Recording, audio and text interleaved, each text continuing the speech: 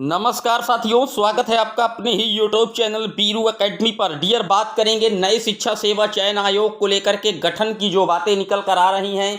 आखिर उसकी हकीकत क्या है? क्या नया आयोग का गठन किस स्तर पर पहुंचा है? क्योंकि आप जानते हैं सभी आयोगों को मर्ज करके एक आयोग बनाने की सिफारिश की गई है योगी सरकार के द्वारा।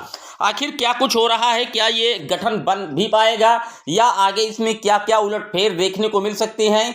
इस आयोग में जो भर्तियां होंगी किस स्तर से क्या क्या कुछ हो पाएगा, पूरी तरीके से एनालिसिस करेंगे इस नए आयोग के गठन को लेकर के।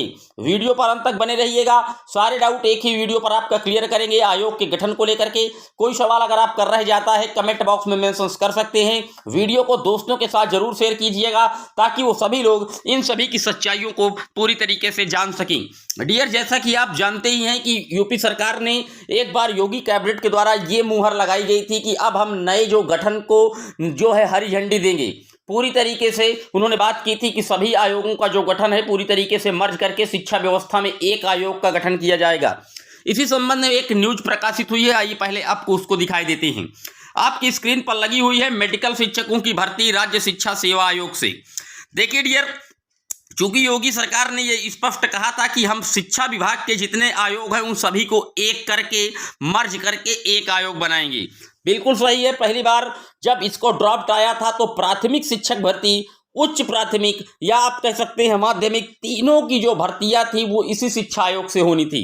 लेकिन अब आप देख पा रहे हैं मेडिकल शिक्षकों की भर्ती इसी से होगी। यानी कि जितने डॉक्टरेट वाली डिग्री होती है और उसमें पढ़ाने के लिए जो टीचर्स होते हैं उनकी भी भर्तियां इस आयोग के द्वारा की जाएगी।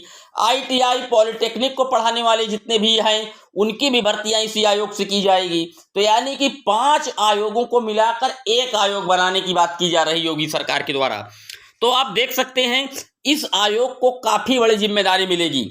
जो काम अभी तक 5 लोग कर रहे थे उस कार्य को एक व्यक्ति को देना है, तो काफी बड़ी जिम्मेदारी हो जाएगी।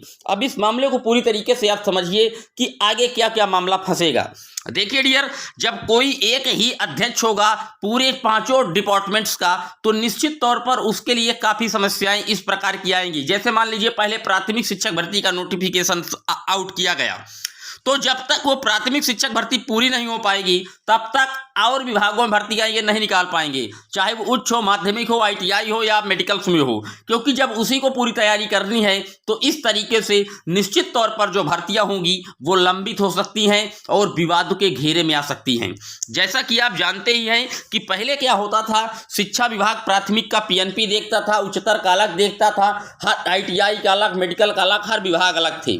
तो उसमें जो पेपर लीक की घटनाएं थी या आप कह सकते हैं अनियमितताएं थी, इस प्रकार की वजह से योगी सरकार एक आयोग के गठन की बात कर रहा है। आइए पहले पूरी न्यूज पढ़ लेते हैं, फिर और आपको बारीक अध्ययन से समझाते हैं। यहाँ पर आप देख पा रहे हैं, यहाँ पर साफ साफ लिखा है बेसिक, माध्यमिक, उच्च और तकनीकी शिक्षण संस्थाओं में शिक्षक भर्ती के लिए गठित किए जा रहे राज्य शिक्षा सेवा आयोग से अब मेडिकल शिक्षकों की भी भर्ती होगी। शासन में इसका ड्राफ्ट तैयार किया जा रहा है। आने वाले कुछ महीनों में इसका स्वरूप धरातल पर आ सकता है। इसका गठन होने पर एक ही आयोग से सभी तरह के शिक्षकों की भर्ती हो सकेगी। इसके बनने से पूर्व के आयोग और बोर्ड खत्म हो जाएंगे। इस आयोग का मुख्यालय या तो प्रयागराज में होगा या लखनऊ में होगा। इसको लेकर के अभी संशय है, या तो हेडक्वार्टर लखनऊ बनाया जाएगा या प्रयागराज। प्रदेश के मुख्यमंत्री योगी आदित्यनाथ ने 3 जनवरी को राज्य शिक्षा सेवा आयोग गठित करने का निर्देश दिया था। इस आयोग के गठन को लेकर के पिछले कई साल से काम चल रहा है। पहले योजना थी कि बेसिक, माध्यमिक और उच्च शिक्षा के शिक्षकों की भर्ती इस आयोग से की जाएगी। उसका ड्राफ्ट भी तैयार हो गया था। मुख्यमंत्री ने कहा कि इसी आयोग से तकनीकी संस्थाओं के लिए भी शिक्षकों की भर्ती की जाए। उस हिसाब से ड्राफ्ट बनाने की प्रक्रिया शुरू की गई। इसी बीच उच्च अधिकारियों ने सुझाव दिया कि जब तकनीकी शिक्षकों की भर्तियां इस आयोग से हो रही हैं तो मेडिकल शिक्षकों की भर्तियां इसी से हों, तो इस ड्राफ्ट में इसे भी शामिल करने की प्रक्रिया शुरू हो गई है। तो आप देख सकते हैं इस ड्राफ्ट के गठन की जो मंजूरी है वो कैबिनेट की अगली बैठक में मिल जाएगी। अब तक बेसिक शिक्षा परिषद के स्कूल के शिक्षकों की भर्ती परीक्षा नियामक प्राधिकारी PNP करता था। माध्यमिक शिक्षकों की भर्ती चयन बोर्ड और उत्तर प्रदेश लोक सेवा आयोग UP SSSC के माध्यम से की जाती थी। महाविद्यालयों के शिक्षकों की भर्ती उच्चतर शिक्षा सेवा आयोग में होती थी। तो आप देख सकते हैं इन सभी को देखते हुए अब सारी जो प्रक्रिया है वो फिर से काफी लंबित हो सकती है, क्योंकि इसमें कई जो क्रिटिकल पॉइंट हैं वो लगातार जोड़े जा रहे हैं। तो आगे क्या दिक्कतें आएंगी आगे मैं बता दूं, इससे भर्ती प्रक्रिया पूरी तरीके से प्रभावित हो सकती है, क्योंकि इसके गठन को निश्चित तौर पर आप देखे हैं पिछले कई सालों से इस तरीके के गठन की बातें निकल कर आ रही हैं, लेकिन इस बार के गठन को धरातल पर लाने की पूरी मुहिम तेज की गई है। आइए आपको आसान तरीके से समझाते हैं। मान लीजिए विधानसभा में जो किसी भी पार्टी की सरकार होती है, तो अगर पूर्ण सरकार होती है, बहुमत से सरकार होती है, तो निश्चित तौर पर निरंकुशता का उसमें असर आ जाता है, यानी कि वो अपने ही हिसाब से पूरी प्रक्रियाएं संचालित करती हैं और जिसको जिस स्तर में जो करना होता है वही करती हैं।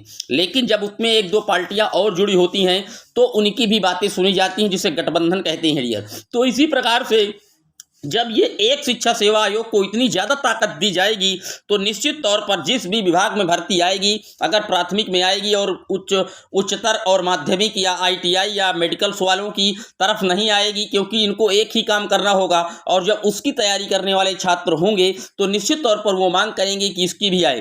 तो निश्चित तौर पर यह मामला पूरी तरीके से अभी उलझता नजर आ रहा है।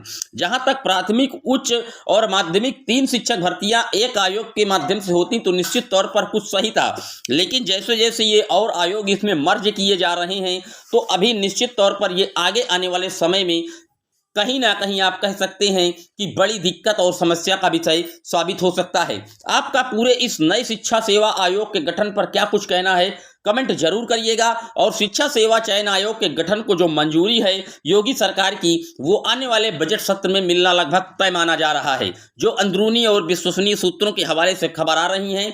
इसको देखते हुए, क्योंकि अभी आपने देखा था जो उच्चतर सेवा शिक्षा चयन बोर्ड था, उसके अध्यक्ष का कार्यकाल बढ़ाया नहीं गया था, कई भर्तियां पहले से लंबित हैं, TGT PGT LT ग्रेड आपने देखा कई भर्तियां लंबित हैं। तो इस वजह से ये तो तय है कि आयोग का गठन होगा, लेकिन अभी ये स्पष्ट नहीं हो पा रहा है कि कितने इसमें आयोग मर्ज होंगे। अभी तक 3 आयोग की, सबसे पहले प्राथमिक की, फिर 2 और जोड़े गए, अब इसमें ITI को जोड़ा गया, अब मेडिकल के शिक्षकों की भी जोड़ा जा रहा है। तो निश्चित तौर पर यह भर्ती जो प्रक्रिया को आगे आने वाले समय में पूरी तरीके से प्रभावित कर सकती है। आपका इस पूरे वीडियो पर क्या कहना है, एनालिसिस पर जरूर कमेंट कीजिएगा। कोई सवाल रह गया है छोड़ दीजिएगा। फिर मिलेंगे एक और अपडेट में, तब तक के लिए जय हिंद जय भारत।